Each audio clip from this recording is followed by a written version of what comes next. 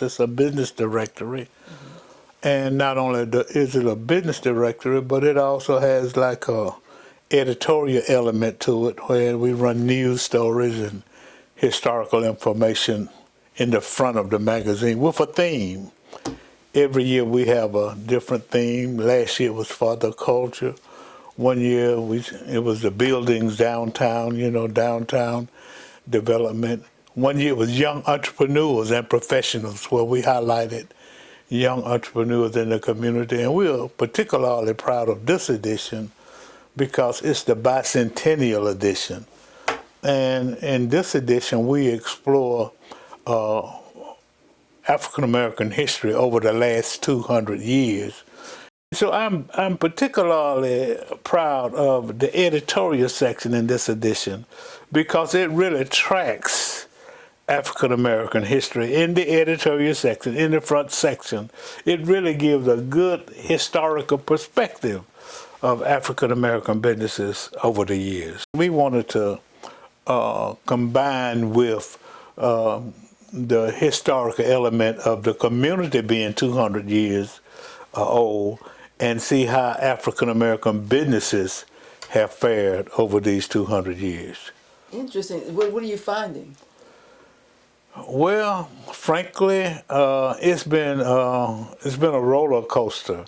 I'm happy to report that it seems that we're doing better. But one thing that I think people don't think about is the fact that during segregation, people had to shop more or less with African American businesses in the neighborhoods. So businesses fared well. But with the onset of integration, then, African Americans had the opportunity, with more freedom, and sometimes the businesses suffered. And so when you look back 32 years of the Black Pages, what comes to mind? Well, it comes to mind a resource, and it comes to mind community development. It comes to mind promotions and marketing and bringing the community together. A rising tide raises the whole ship. And I'm a firm believer that one of the approaches that should be paid more attention to as it relates to community development is the enhancement and the improvement and the development of African American businesses. As these businesses fare better, then they can make more contributions to the community, hire more of our young people, pay more taxes, get involved in nonprofits and what have you.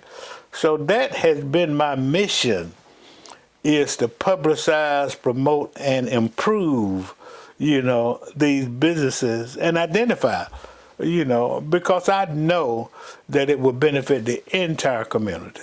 So it's quite an interesting addition, along with, the identification of several businesses and with corporate support, with majority support. I always hasten to say that because, the support of the entire community has played a major role in the 32-year success of the publication.